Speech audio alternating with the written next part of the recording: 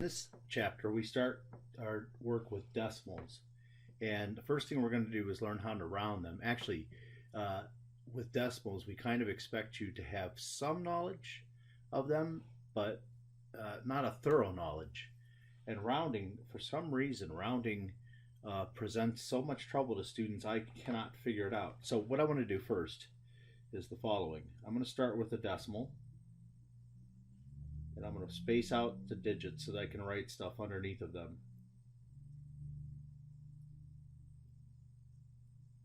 This will probably be enough for us to go.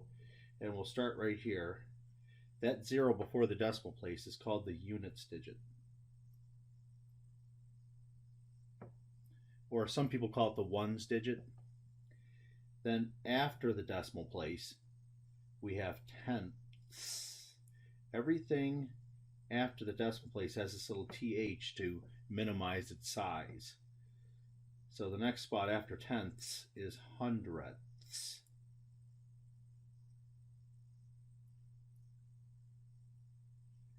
And then we've got thousandths.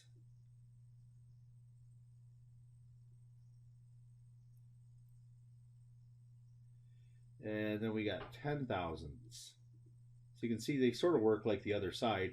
The only problem with this is they don't start at a ones unit, they start at tenths. So it's not quite like the other side where you have this ones unit and then you have tens and then hundreds. So be careful with it. That causes so many issues for students. I can't possibly elucidate just how many issues it causes. But let's just go ahead with this, and hopefully this will be enough to remind you how this works. So we got 10,000ths and then 100,000ths.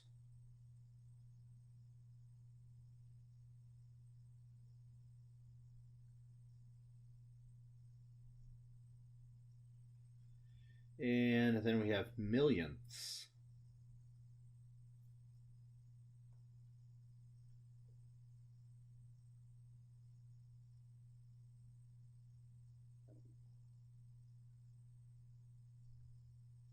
And then we got 10 millionths. I don't know why I keep wanting to write sideways. Probably because writing up and down is not natural. We got 10 millionths.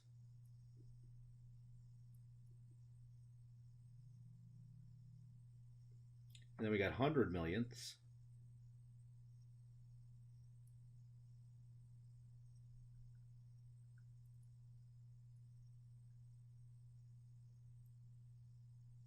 And then we have billionths.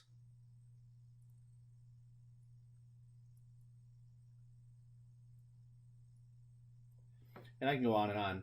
After this, I'd have 10 billionths. Then I would have 100 billionths. Then I would have trillionths. Then 10 trillionths. Well, you get the idea. It goes on and on and on. So you need to have a familiarity with these decimal places in order to do anything with decimals.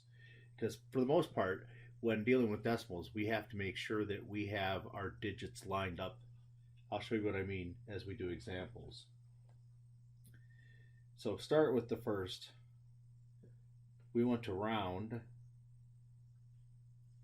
0.267 to the nearest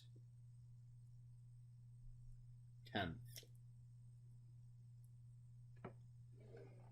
Here's the way I usually do it. All right, let's start. Let me write the digits so that they're stretched out so I can write some stuff around them.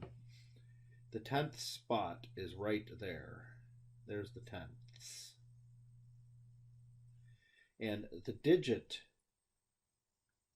that is responsible for whether we're going to round one way or another is the digit that comes immediately to the right. So we'll call this the responsible digit.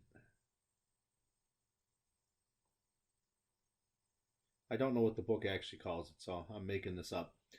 So we have the responsible digit. That's the one that's going to tell us what to do. What we do is take a look at the digits that you can possibly have.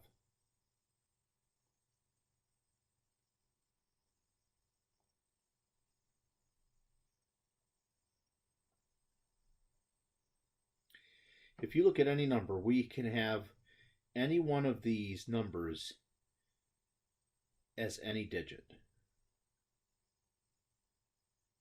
Well, we can break this into two equal amounts of digits, 0 to 4 and 5 through 9.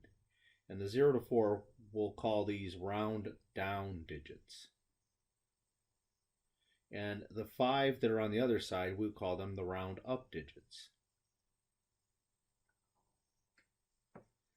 So let's take a look at what happens here. The responsible digit, this 6, it is in this group from 5 to 9, so it tells us to round up.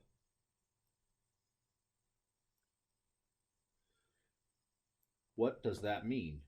Well, it says the digit that I have circled needs to go up to 3. So I'll put for my answer 0.3, and I'll actually stop there because this is 3/10, and it told us to round to the nearest tenth. So I stop. I don't need to write any more digits. Let me look at this a second way.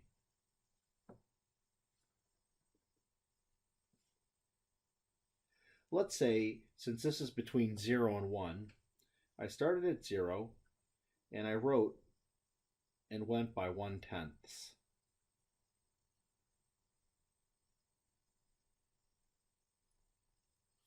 All right, I am in this region right here between 0.2 and 0.3. 0.267 falls in this region. If I mark the midway point, that spot right there would be 0.25. This is a little bit bigger than that, so let me put a dot where our number is, somewhere around there. You can see that it's physically closer to 0.3 than it is to 0.2. So 0.3 is the nearest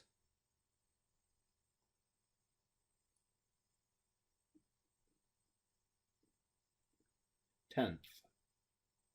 And you can do something like this for all the problems. I'll probably do that for a few of them before I just start doing a bunch of examples one way or another. So these are the things we need. Highlight the digit that they're talking about. That in this case, it was the tenths digit. And then look and see what the responsible digit is going to tell us. It's going to tell us whether to go up or down. When we go up, we actually move the digit to the next number up. When we go down, it's sort of weird to say that, but it stays the same.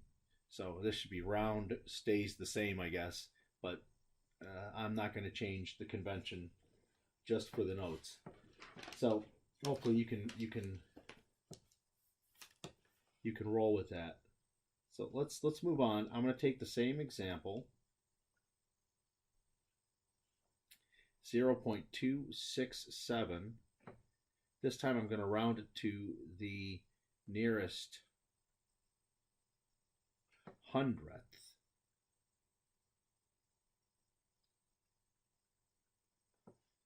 So now when I look at my digits, 0.267, I'll circle this digit here. That's my hundredths digit. And then the responsible digit, this is at least 5 or more. So round up. So when you write your answer, you don't have to go any more than 2 decimal places because I want the nearest hundredth. I can stop at the hundredths place. So this 6, round up means to change it to a 7. And that's all there is to it. If you were to draw a picture of this situation, you would have to have a picture that's broken down into hundredths places. So you might do something like, let's see, we could start at 0.2, then we could do 0.21, 0.22, 0.23. So I'm going by hundredths. 0.4, 0.25, 0.26, 0.27. We can stop there because I know it's between these two numbers. Now, it's got a 0.267. If I put a mark right halfway in between these two, that would be 0.265. That would be halfway. Well, 0.267 is a little bit bigger than that.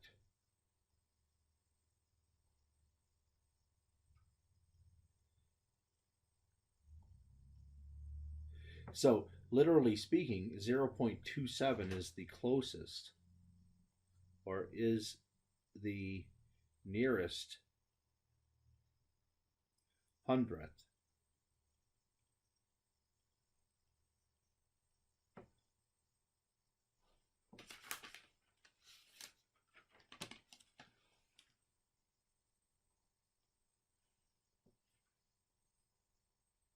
Let's do some more examples. Round 0.3259 to the nearest,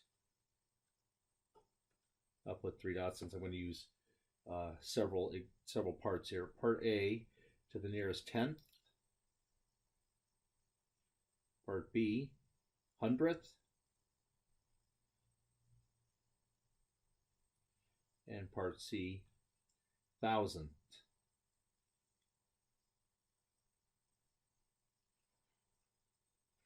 So for part A, let me go ahead and write the number out. Give yourself some space in case you need to write some things to help yourself out. So 0.329. Part A asks for the nearest tenth. So the tenth digit is right here. And then I look at the responsible digit, that 2. 2 is less than 5. So round down. So that means the 0.3 stays 0.3 and we drop off the rest of the digits. So this is the nearest tenth.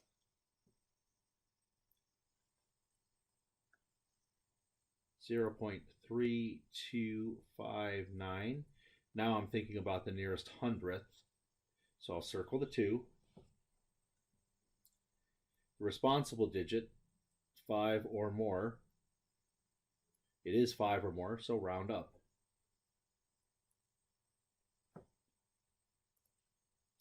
So when you round up, the 2 that's circled becomes a 3.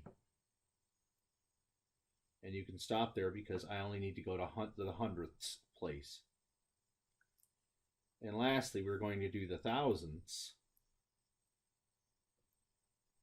So I'll circle the thousandths digit, which is the 5, and the responsible digit is more, or let's just say at least 5, so round up. So when I write my number, 0.326, and I can stop there because I have 3 digits, which corresponds to the nearest thousandth. Now, as always, every time you start to feel like you're getting comfortable with the subject, as math professors, we throw things in there to jar you, to show you, well, the point of that is to show you that you haven't thought of everything. And so this next example will force us to confront a certain situation with rounding. So we're going to round 0.995 to the nearest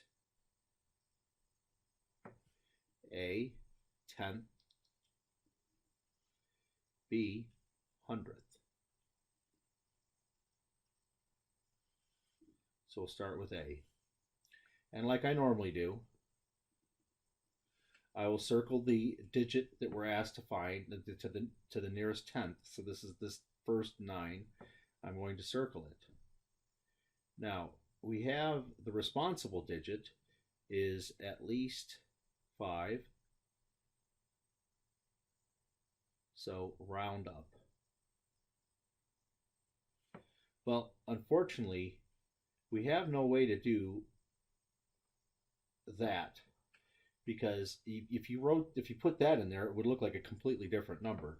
So we're stuck here because we have to change this from 9 tenths to 10 tenths.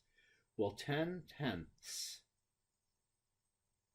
equals 1. So what we do instead is this.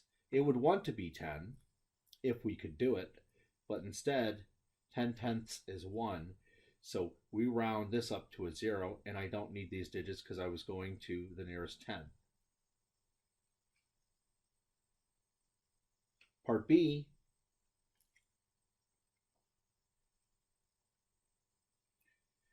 I circled the wrong digit. For the hundredths digit, this is the one that's in play. And 5, this is 5 or more. So round up. So when we round up, that thing becomes a 10. So I'll put a 0 where it wouldn't be. Now what happens then is you have, I guess you'd call it, when you force a digit to appear in the next slot to the left, you're carrying over. So we'll call it carryover. That means I change this 9. Well, this 9 gets changed to a 10 if I put a 0, and then I add 1 to this. Well, it's the same thing I had before. I can't put a 10 in this spot, so I have to force the 1 to go into the next spot. And notice I have 2 zeros indicating that my answer is out to the hundredths place.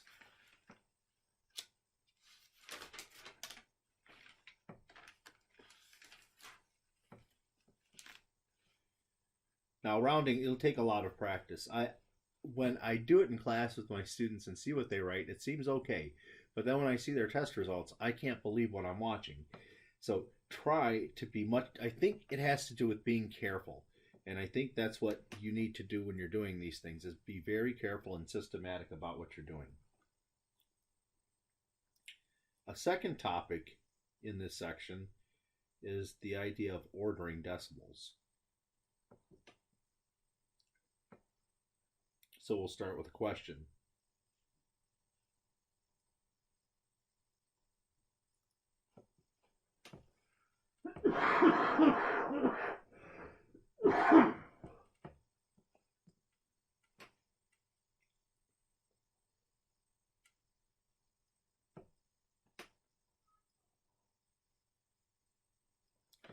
So which of these numbers is the bigger number?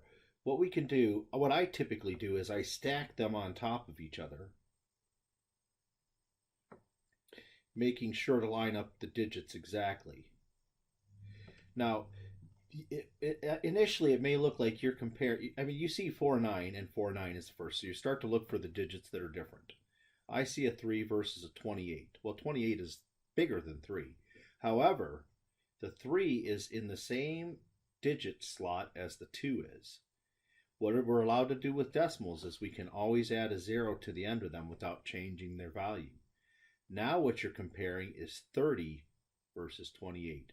And I think it's clear now that 0.493 is bigger.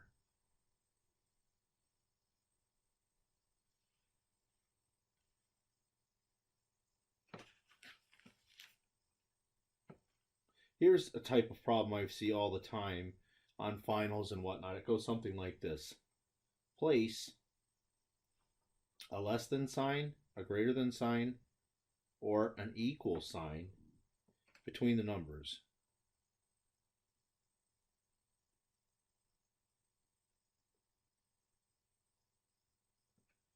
So the numbers I'm going to give you is 9.667, leave a blank, versus 9.7. So as I did before, I'm going to line the digits up exactly. And so to make it so I have the same number of digits, I'm going to add zeros after the 9.7. Now if you ask me, it's pretty clear that 700 is bigger than 667.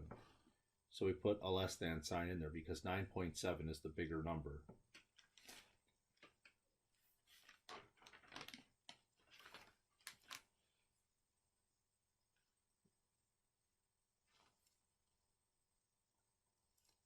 Same type of question. Place a less than, a greater than, or an equal between the numbers.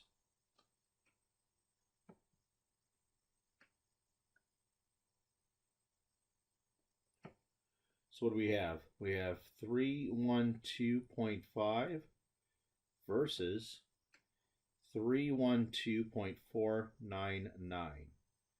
So I'm going to play the same game. I'm going to put the 312.5 stacked on top of the 312.499. Add the necessary zeros. So I see 500 is greater than 499. So that means the 0.5 number is the bigger number.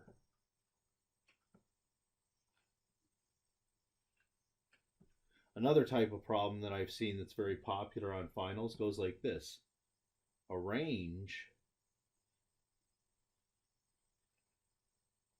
the numbers from least to greatest. And what are our numbers that we have? We have 16.25, then I have 16.148, then I have 16.205, and then 16.245. So what we can do when I start to put my answer is, first thing I'll do, the obvious, to me, it's clear that the lowest number starts with this 1 right here. All the other ones have a 2 in that spot. But you can tell better if you line the digits up. So if I put my 16.25 and then my 16.148, 16.205, 16.245, it may not be clear where the 25 stands here because it looks like you're measuring 25 versus 148, and so on. Instead, put a 0 after it so we have the same number of digits. And now you can see that 250 is the biggest of all these 4 numbers. So that's largest. And next after it, 148 is the smallest of all those numbers. And then in between, so I know which one goes first, I know which one goes fourth. So they wanted to go from least to smallest, so least is first, largest is fourth.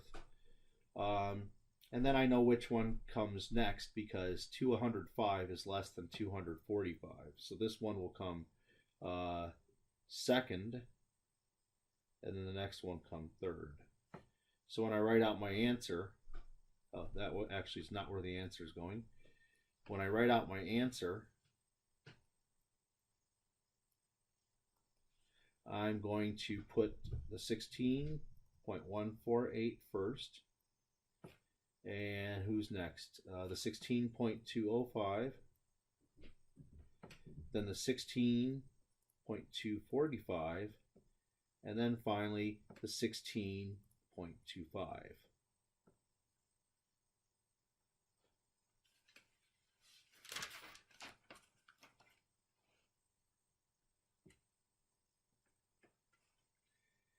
Now I'll start 5.3. This is where we add and subtract signed decimals.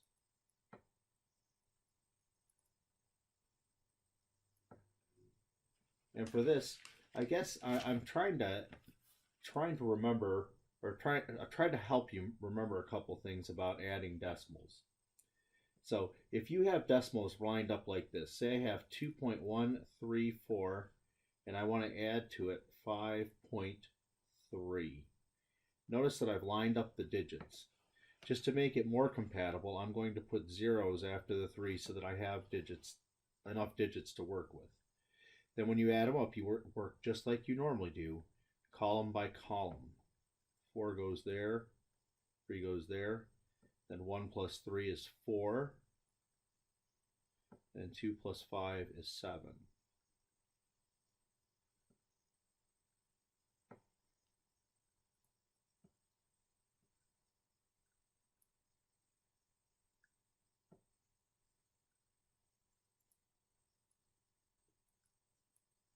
So same situation here. I'll put a 0 buffer there. 0 plus 8 is 8. 7 plus 4 is 11. I can't put an 11 there. So what we really have, if you think of this as being in the hundredths place, 11 hundredths is the same as 1/10 and 1/100th. So what I do is the following. I will put a 1 into that slot. So I'm putting the 100th right by the 7. And 10, I think I made a mistake on that. Let me put it here, right there. So I put my 100th underneath in the hundredths place, but the 1/10 I've moved over into the next column, into the tenths column. So this procedure, you know, is carryover. 1 plus 0, well, it's actually, this is 1 plus 0 plus 4 will be 5. And then 8 plus 1 will be 9.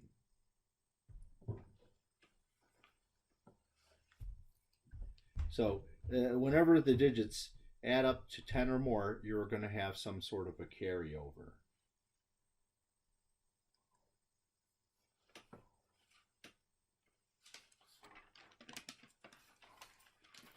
If I give you a bunch of them, so here we have 4.56 plus 1.6 plus 9.68.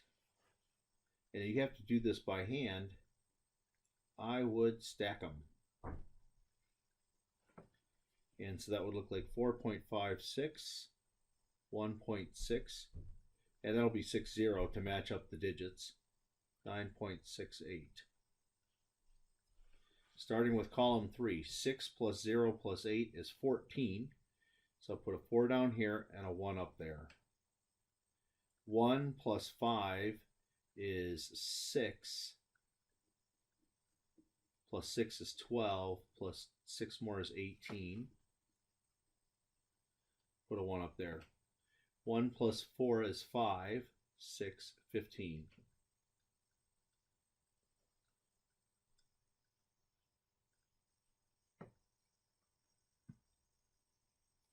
Now, always, whenever you're taught a subject in any math course, almost certainly the next topic that you'll be taught is how to undo exactly what you just learned how to do. So that was the idea with subtraction, of course.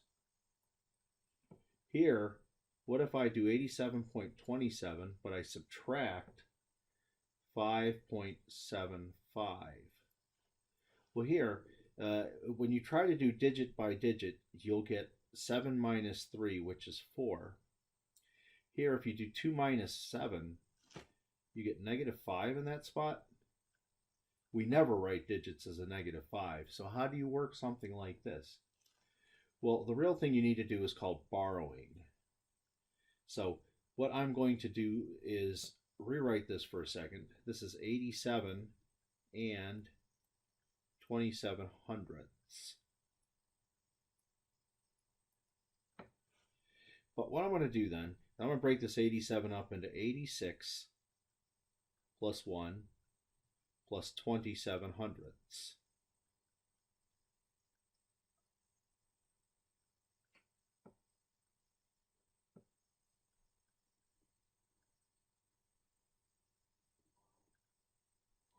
Now, if I try to do the subtraction of the 73, what I can do is take this 1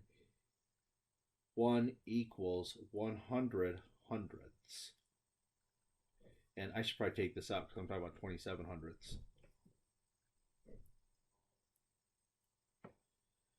So we have 86 plus 100 hundredths minus 27. Well, no, plus 27 hundredths.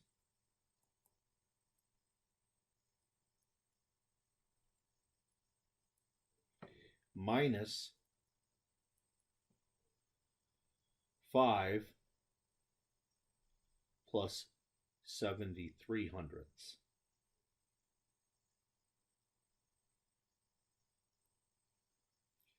So I can rearrange this into 86 plus 127 hundredths minus 5 plus 73 hundredths. Now the subtraction is quite simple.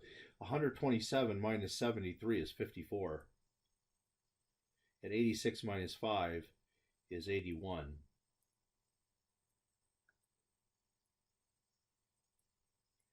But in this situation here, I was focusing on this particular digit.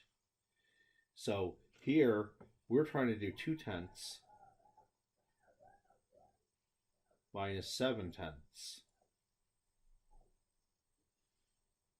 But fortunately, we have an 87 before the 2, so 87 and 2/10 is the same as 86 and 12/10. So when you see this, I can do 7 minus 3 as normal. But when you see me write something like this, I'm changing the 2 to a 12. I'm taking away a number from the units, borrowing it, making it 10/10, adding it to the ones there to make it 12/10, and then subtracting. But when you do that, you have to take from here.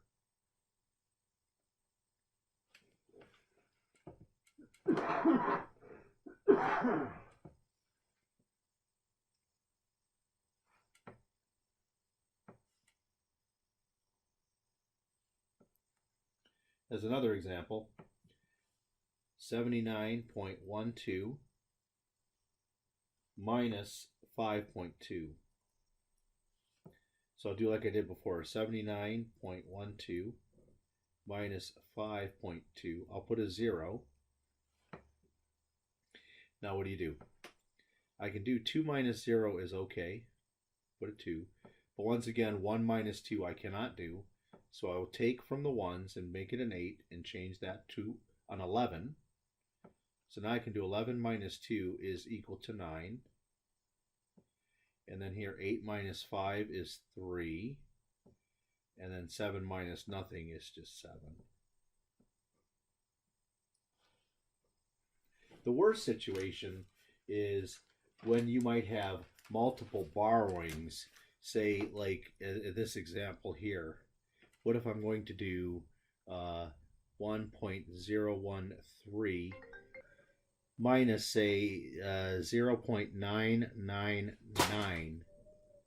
Now this is annoying because what we're going to have to do is I have to take 3 minus 9, which I can't do, so I will change it to a 13 and take away from the 1 before it. That will change that one to a 0. 13 minus 9 is 4. Unfortunately, I cannot do 0 minus 9, but there apparently doesn't look like there's anything I can borrow from here. Well, you can if you think of 1.0 is the same as 0.9 plus 0.1. Or, better yet, 0.9 plus 0.10. So I can make this into a 10, but I have to take away from here and change this into a 9. That way I now have a 0.9 and a 10. I probably should have lined up my digits better than this, but no, that's okay. Now, then because this is the digit I was focusing on. Anyways, 10 minus 9 gives us the 1. 9 minus 9 gives us a 0. And don't forget the decimal. If you write your answer this way, it'll be accepted, but I always put a 0 in front of my decimals just to make it clear.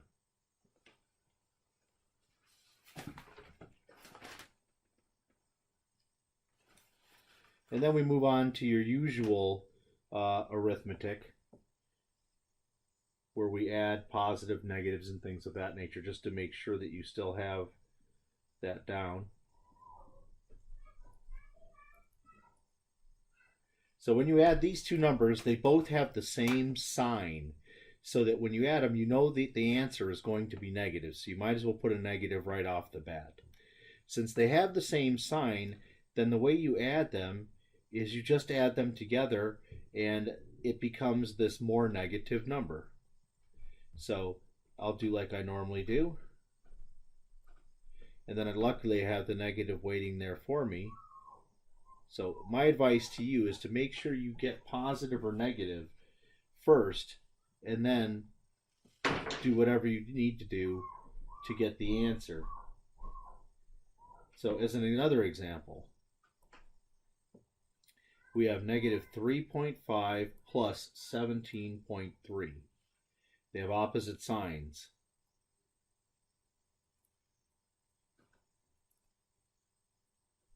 However, in my classes, my students will recognize that 17.3 is what we call the dominant number.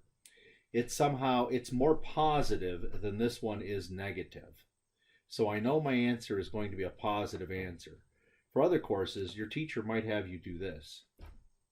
The absolute value of 17.3 is itself, but the absolute value of negative 3.5 is 3.5. So 17.3 is greater than 3.5. Because of that, you know that the positiveness of this number overwhelms the negativeness of this number. So we're going to get a positive answer. So I'm not going to put anything here, but when their signs are different, what kind of a problem do we ultimately do? We do a subtraction problem. Always take the bigger minus the smaller. And we're in the same game as we were before. I can't do 3 minus 5, but I can do 13 minus 5. 13 minus 5 gives me 8. Bring the decimal. 6 minus 3 is 3, and then I bring down that 1, or 1 minus 0 is nothing. So we get positive 13.8.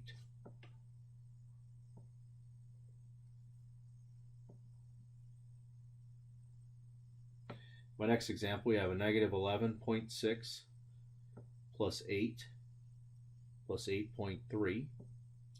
And we're just going to go from left to right. So I'll start with these two numbers here.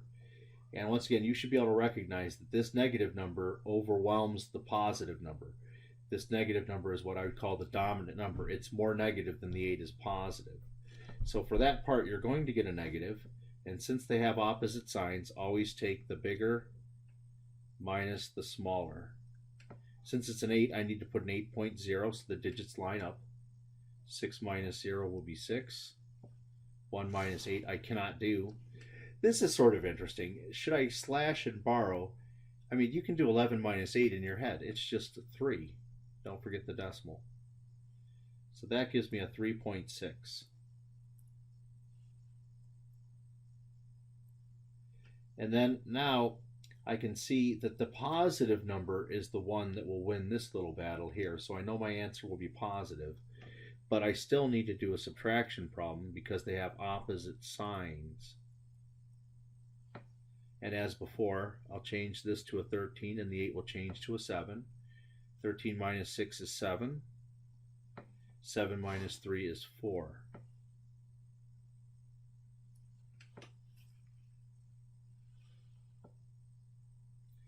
And one last example. Here we have 4.6 minus 8.8 plus negative 7.